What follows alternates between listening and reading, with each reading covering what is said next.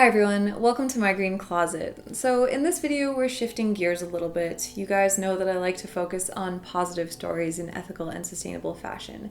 But recently the 2018 Global Slavery Index came out, and sadly fashion plays a key role in modern slavery. The report includes which imported products in which countries are at the highest risk of being made by slaves, and in the US, Germany, Canada, and Australia, garments are actually the second highest product after electronics.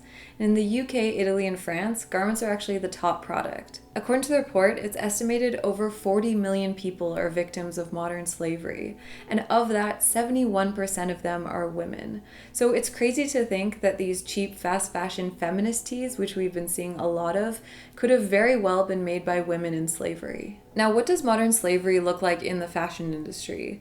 The report defines it as situations of exploitation that a person cannot refuse or leave because of threats, violence, coercion, abuse of power, or deception. In the fashion industry, this can take the form of things like bonded labor or withholding wages.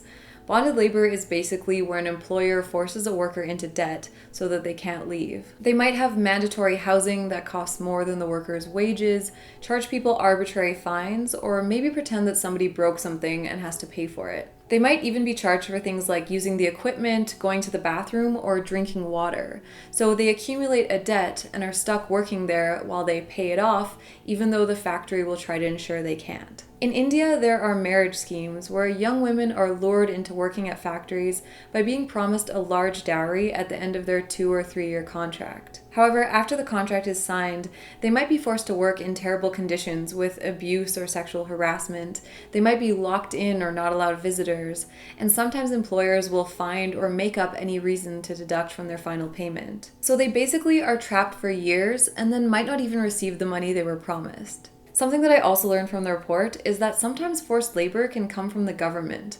So apparently in Uzbekistan and Turkmenistan, which are both in the top 10 cotton producing countries in the world, parts of the population are forced to work in the annual cotton harvest. Another issue with the fashion industry, which I've talked before about on this channel, is that sometimes women who are arrested for prostitution are basically given the choice to either go to prison or work in a garment factory.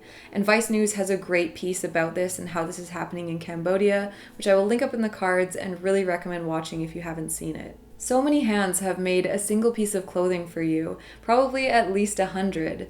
And unfortunately, with all the clothes in our wardrobe, there's a very good chance that some of those pieces were made by modern slaves. So what can we do about this? The first thing is support and encourage government action to prevent slavery and force brands to be more transparent with their supply chains. I was really disappointed to see that Canada is on the list of countries not taking action against modern slavery, and I hope that that changes. The next thing you can do is buy certified fair trade products. These certifications ensure that workers are paid fairly for their work and also that there's ethical working conditions. However, not all brands can afford fair trade certifications, so you can also look for brands that have strong ethical policies and auditing for their manufacturing. Another thing you can do is look for locally made products. Now, while locally made doesn't guarantee that something was ethically made, it's generally a lot better and you can often find a lot more information about the factories or where it was made. Finally, you can avoid supporting unethical fashion by shopping secondhand. And I have a lot more videos about ethical fashion and secondhand shopping, which I will link below. I know this was a much heavier topic than I usually talk about on this channel, but it's really important.